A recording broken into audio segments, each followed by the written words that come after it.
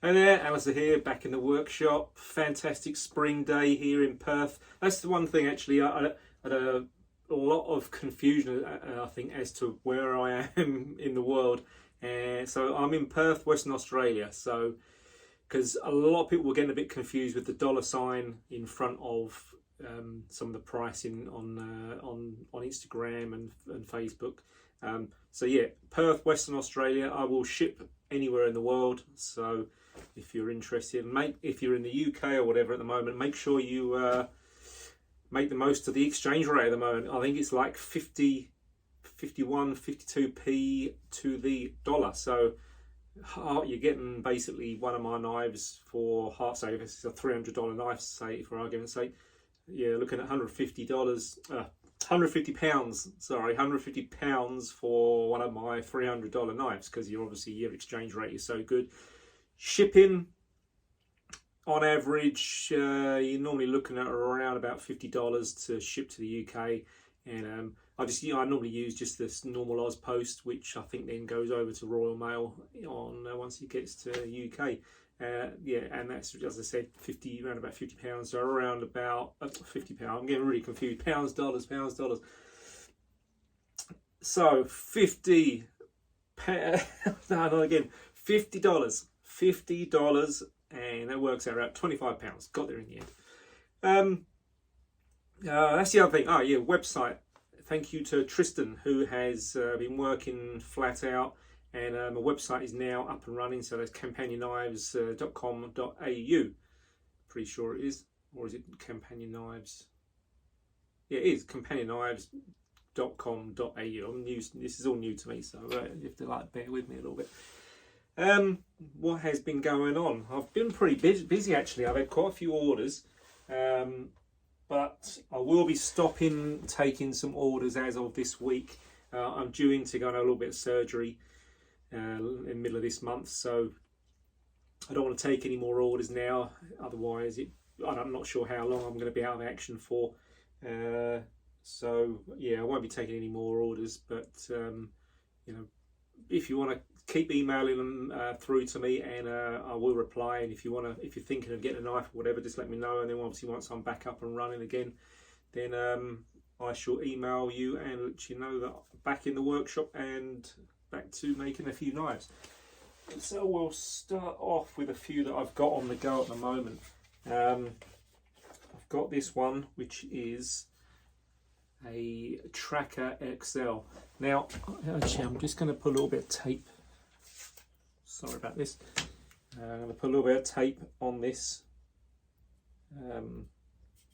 because there's a name on the side of it, and I don't want to ruin the birthday present. So this one. A little bit of dust on there. This is one of my Trackers, which is like a more of your sort of traditional style hunting knife design. So here we go. I'm actually using a different setting on my, because I'm just still filming on an iPhone, so I've actually got another camera, but the battery was flat on that, so I'm going to start using the camera to film my videos. So hopefully the quality, the quality will be better, because I noticed on a few of the other videos quality was a bit not so good, a little bit grainy looking, and I think it's okay when you're on your iPhone or whatever on a mobile, but on a PC I think obviously it's a lot bigger, and I think it was looking a little bit grainy looking, and the quality wasn't there for it, so I'm going to have to look into getting the other camera up and running. But anyway, back to this knife. So this is my Tracker, but this one is the extra XL. I'll grab the template of the standard size one, so you can just have a look, compare the size. So there we go. So that basically the handle is the same. It's just the actual blade is around about half inch different in length. I know it doesn't sound a lot, but it actually really notices once the knife is built, that the difference in blade size. So it's hard to see really on the camera, because it doesn't really sort of show it properly. But if you can look at that there, you can see it's only like half inch, or what's half inch, 13 millimeters around about. So it's a little bit bigger. So this one 4mm AEBL stainless, and got the saber grind on there. You can see that. Look. Nice sharp lines. Again on that side. And hand rubbed flat, 600 grit on the flats.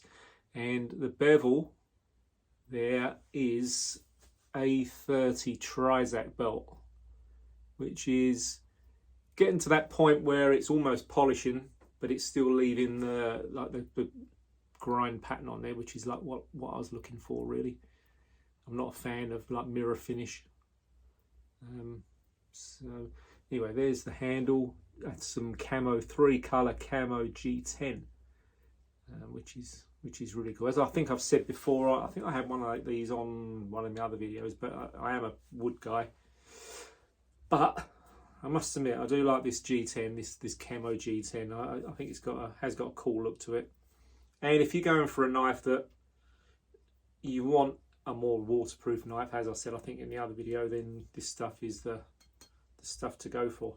So we've got some stainless steel pins in there. We've got orange G10 liners, nice polished spine, no grind marks in there, how I like it. Bit of thumb gimping, whatever, or however you say it there on the spine. See that there? It's just so as you know, for your thumb to, if you're giving it a bit more push down or whatever. This hasn't got an edge grit on it yet, so that's the last thing I do. Once I've just actually I finished making the sheath for it. That's still got to be wet formed. It's just like your standard belt loop style sheath, dyed black, veg tan, dyed black. So that's that tracker. Let's put that one on the bench. What else we got? We've got a little Brumby. Again, I've just finished the leather work. Needs wet moulding, so that's why it looks a bit kind of like nondescript there, a bit flat looking. Once it's wet moulded, it gives it a nice bit of definition around the handle there, which is good. And a little Brumby, might be able to have a few fingerprints on it, like a bit of white, but yeah, it's got a little bit of dirt on there. Clean.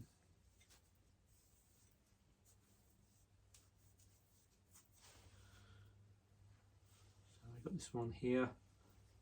Got some stabilised York gum burl on that. This one, black G10 liners. Again, polished spine. Take that up to 3,000, 4,000 grit, and no grind marks, which is exactly what I like. And this one has got loveless bolts, 6.5mm loveless bolts, little tiny, like a 6.5 lanyard tube for some paracord. That I'm going to make one of those little, I don't know what you call them, little knotty, sort of platty kind of thingy, whatever. I'm not 100% sure what you call them. Braid. There you go, a braid. So I'm going to make one of those for it. Just makes it a little bit easier to pull it out of the sheath because it's a small handle, small knife. If you've got that on there, it makes it easy if your hands are wet. You can just grab hold of the braid and pull it out of the sheath, because when the sheaths are new, they're a little bit tight. So, but again, some gimping on. I'll have to have a look at what exactly it is, whether it's gimping or gimping. I don't know. So again, it fits where your thumb will be. And I made actually the Brumbies. I've actually made quite a few of these. They're a lot of people like these. I think because of the size of it, because it fits your hand nice. The blade is big enough to do a lot of jobs, but it's not too big that it sort of. It depends, I suppose, where you are in the world. That some big knives. Even though if you're out in the bush or whatever, it still looks a bit kind of intimidating with a real big knife there. So a lot of people like just the smaller ones, a little bit, less, what's the word? A bit more discreet. There you go, a little bit more discreet. So that's that one. And put that one there. What else we got?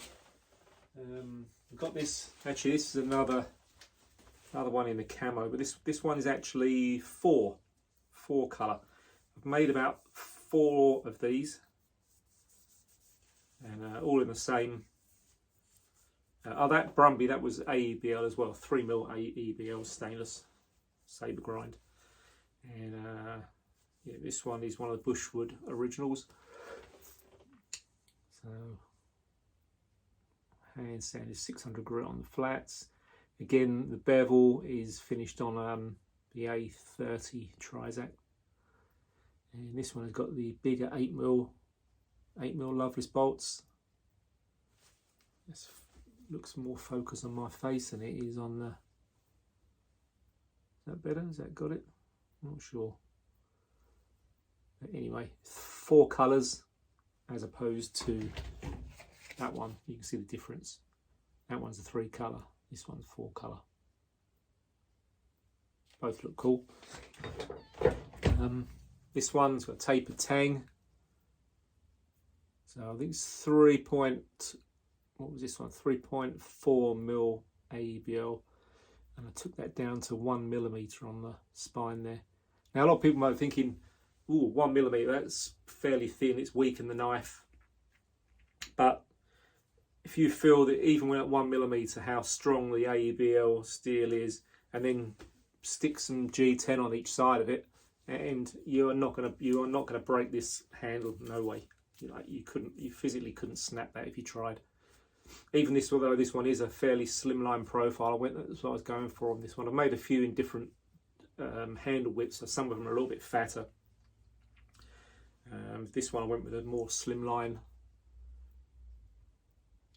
handle there, so suits kind of like a smaller hand, or even I've got fairly kind of average size hands, but it still feels good in the hand. So that's that one. I haven't made a sheath for this one yet, because I think it might. I think I've got a couple left. I've sold, so I made 4. I think I've got 2 left, and I haven't actually made the sheaths for them yet.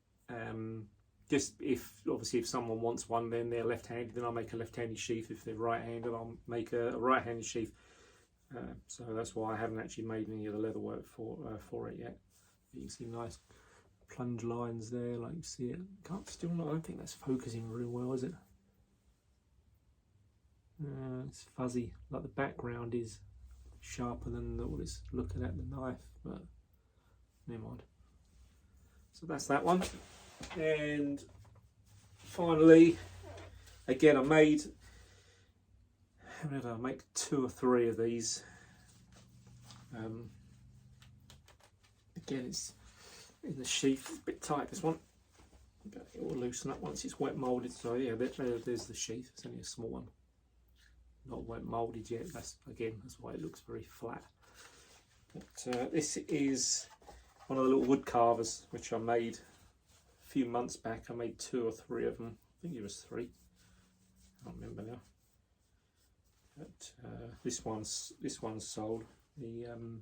The Tracker's sold, the Brumby's sold, and this one is sold as well. So this is the little wood carver. Well, I call it a wood carver, but it can be used for anything really. It's a good sized knife. The handle's fairly large, smallish blade. Blade is, what we got on the blade there? About 65mm, 65, or in the old fashioned, about 2.5 inch blade. So it makes for a good little wood carving knife. Get quite a good bit of control with that one. And anything else you want to use, got like your little utility knife. So overall, I thought it's quite a nice little shape. I think this one we are going to name, going with all the Aussie kind of names, I've come up with this one, and I think we're going to be calling this a bobtail. Now, if no one knows what a bobtail is, it's a little lizard with a stumpy little tail. I say little lizard, they're about probably a 300mm foot long, and they don't really have a long pointy tail. It's just like a small kind of stubby little tail. So Here we have the bobtail. This one, I didn't actually go real crazy on these polishing all the spines. I went with the satin. I still took it up to like 600 grit on the spine, so there's no grind marks in there. It's just more of a satin kind of finish to the spine as opposed to like real polish. And with the handle as well, I went with more of a satin finish on there. The pins are satin finish to match the whole thing. 600 grit on the flats, and again the A30 tri-zap belt on the bevel. There we go. This one was Nitro V stainless steel, 3.4 millimeters, and if I remember now, the Scandi grind was 26 total, so 13 degrees each side. So that's it. So that's about it for knives that are on the go at the moment. I've still got I've got a couple more. Sorry, they're knives that I've pretty much finished. I've got a couple that are on the go here at the moment. Another one in the camo G10, another tracker, the camo G10 or orange liners. Very popular, the orange liners. A lot of people have asked for those. And here we've got a Bushwood original stabilised curly birch with just some 1mm black liners on there. And I can't really see them yet because it hasn't like that. You might be able to see them there. Just the mosaic pins. So like the stainless outer with the brass star in the middle. And lanyard. Sorry, got hiccups now. Lanyard tube. Not no taper tang on this one. And this is 80 CRV2 carbon steel, high carbon steel on this one. I haven't done any high carbon for a while actually, so it was quite nice to get back to a bit of the old carbon steel. You can't really, I like the carbons, 1084 and 80 CRV2, 15 N20s. They're all good carbon steels. And obviously you've got to throw in 01 as well, which is probably the most common one for bushcraft knives. Yeah, but, so these are underway. Still a lot of work to be done on these. And that one's got Corby bolts on this one.